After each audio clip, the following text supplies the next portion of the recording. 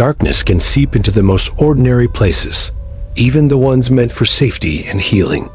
Sometimes it hides in the walls of forgotten buildings, waiting for someone desperate enough to awaken it. And sometimes those who awaken it do not realize the price until it's far too late. Welcome to Darkhaven, where tonight's tale takes you into the shadows of a maternity home in 1970s Florida. A place where young women were hidden from the world, their stories erased, their choices stolen, and their lives pressed into silence. But within those silences, something else was listening, something waiting. The story begins with a girl named Claire, who was 17 when she was brought to Wayward House. Her parents drove her across the state, past the orange groves, and the flat lands shimmering with heat, until the old mansion appeared like a stone guardian at the edge of a small town. Its windows were covered in heavy curtains, its gates locked. The sign read simply, "Wayward Maternity Home for Girls." Inside, the air was thick with lavender and bleach.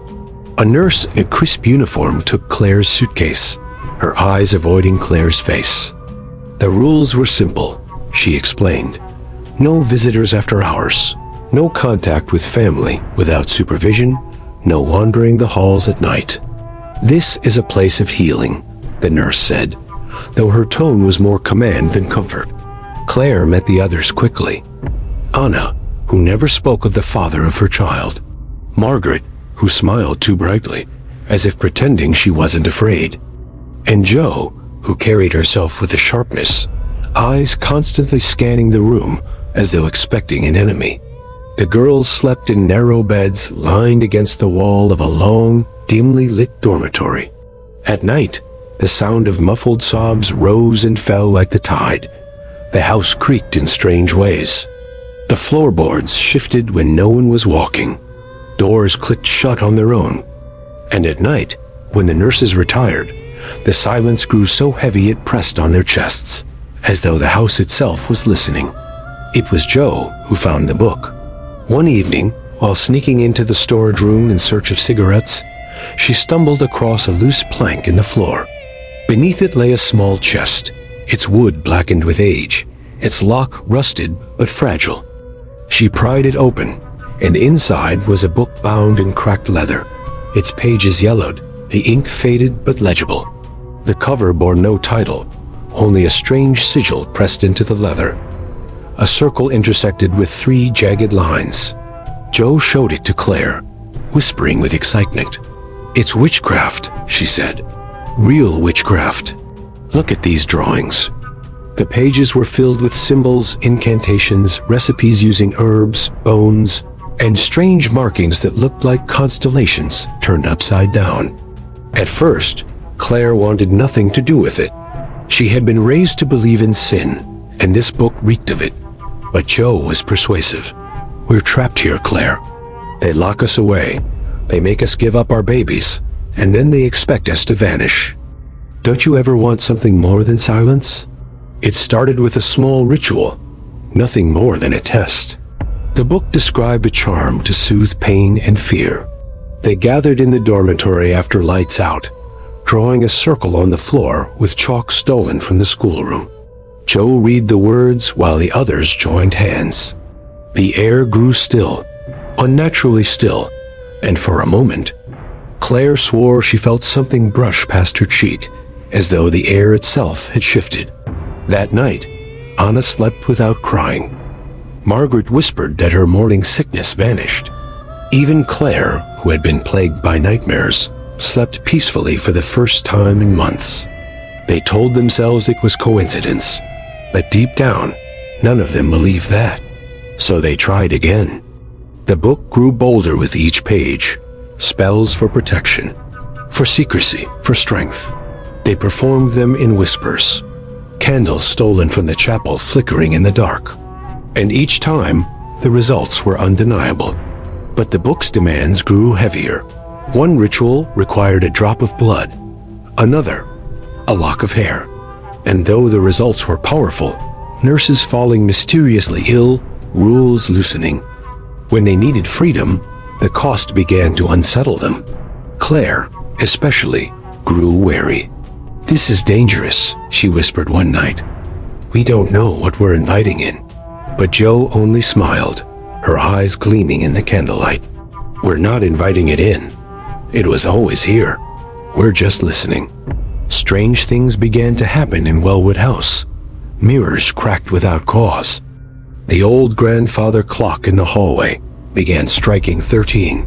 The paintings on the walls seemed to shift when you weren't looking, the eyes of painted women following the girls as they moved. One night, as they whispered over the book, Margaret gasped. A shadow had passed across the wall, though no one had moved. When they turned, they saw it. A figure standing in the corner of the dormitory, half hidden in the darkness. Its shape was faint, but its presence undeniable. The air dropped in temperature, and Claire felt her skin crawl as the figure tilted its head, as if studying them. The candles blew out. When the light returned, the figure was gone, but the air still felt heavy, as though it had left something behind. After that night, nothing was the same. The girls began to change. Jo grew more confident, her voice commanding, her presence magnetic. Anna began speaking in her sleep, muttering words in a language none of them understood. Margaret's hands shook constantly, though she swore she felt stronger than ever. And Claire began hearing the crying of infants in the empty halls. It would echo faintly, as though coming from behind the walls. She followed the sound once, late at night, her feet bare against the cold tile floor. It led her to the old nursery, a room long abandoned, its cribs covered in dust. She swore she saw movement in the cribs, the faint outline of small bodies shifting beneath blankets. But when she stepped closer, the cribs were empty. Only dust, only silence. She told herself she was imagining it, but deep down, she knew. The house was no longer silent. The house was awake. The following nights grew darker, the air thicker, as though the house itself was absorbing their rituals. Claire tried to stop them, pleading with Jo to put the book away, to burn it, to bury it where no one could find it. But Jo laughed, her voice carrying an edge that no longer sounded like her own. "Don't you see, Claire? We're not victims anymore. We're powerful. They can't take from us what we've already given away. With this book, we can change everything." But Claire wasn't so sure. The shadows in the halls no longer stayed in the corners. They lingered closer now, brushing her shoulders as she passed. When she looked into mirrors, her reflection sometimes lagged, moving a half-second behind her, her face pale and distorted. And worst of all, the cries of infants grew louder each night, swelling into full screams that clawed at her ears. One evening, Anna woke screaming. She clutched her belly, her eyes wide with terror. "They want it," she cried. "They want the child." The others rushed to her side, but Jo only pressed her hand against Anna's forehead and whispered words from the book. Anna fell silent, her body trembling, her eyes rolling back into her head before sleep claimed her.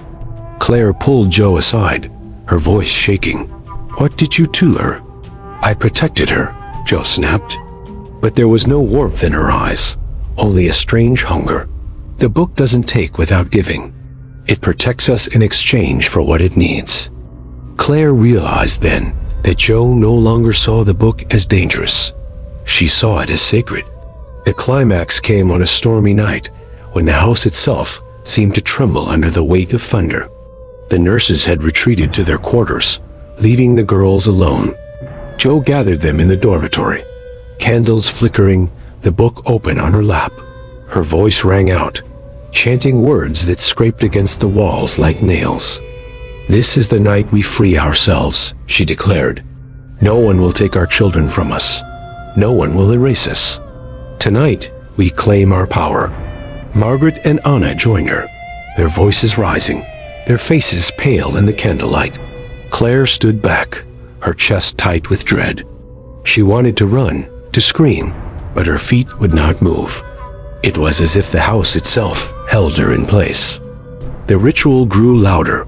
the words a rhythm that pulsed through the floorboards. The shadows swelled, spilling from the corners, twisting into shapes with faces too blurred to recognize. The air reeked of iron and smoke. The grandfather clock struck 13, again and again, its chime louder than the storm. And then, the nursery doors flew open. From the darkness within, the cries of infants poured out, deafening, shrill, and endless. Cribs rocked violently, though no one touched them. Shapes began to crawl from the shadows, small at first, like children, their limbs too long, their faces eyeless. They dragged themselves across the floor, reaching toward the girls with grasping fingers. Anna screamed. Margaret fell to her knees, sobbing. Claire tried to pull them back, but Jo stood firm, her eyes burning with a feverish light. "Do not fear them," Jo commanded. "They are ours. They are the ones we were forced to give away. And now they return to us." But Claire knew they weren't children. Not anymore. Whatever they had summoned, whatever had been born from their desperation, it was something older, darker, and hungrier than grief. The shapes swarmed closer, their mouths opening in silent wails.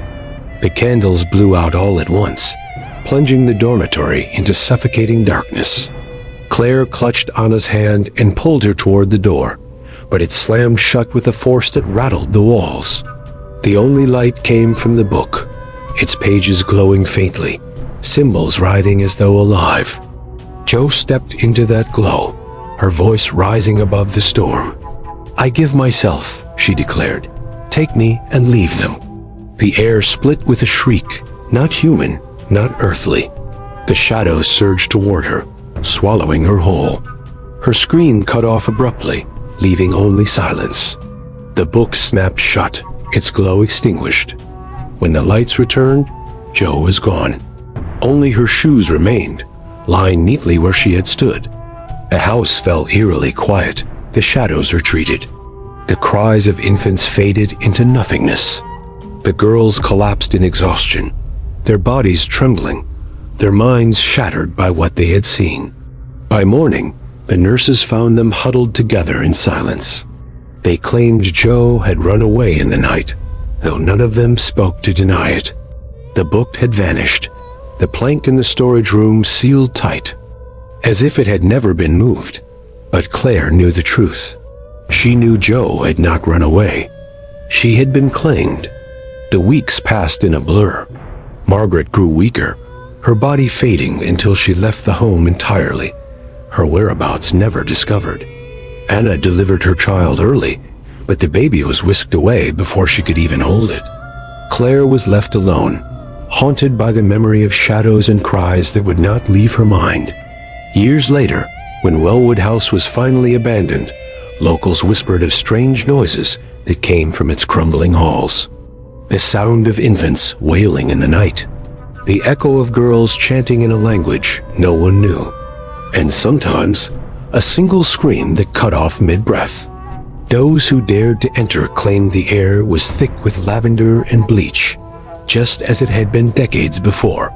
They spoke of mirrors that cracked at their reflection, of cribs that rocked on their own, of shadows that gathered in corners, watching. And in the old nursery, beneath a layer of dust, they said a single book still waited. Its leather cover cracked, its sigil carved deep, its pages whispering to anyone desperate enough to listen. Claire never returned to Wellwood, but she carried its weight with her until the end of her days. Sometimes, in the quiet of night, she swore she could hear Jo's voice, whispering her name, calling her back to the house where it all began. And if you listen closely, even now, you might hear it too. The rustle of pages turning where no one reads, the creak of a rocking crib in an empty room, and the faint cry of a child that was never meant to be born. Because some places do not forget, and some covenants once made can never be broken.